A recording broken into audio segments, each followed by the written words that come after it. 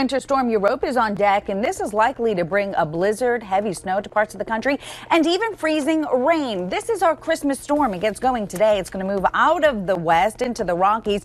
So Christmas Eve, we're talking heavy snow through the Rockies, and then by Christmas Day, that's when we could be looking at a blizzard through parts of the Dakotas.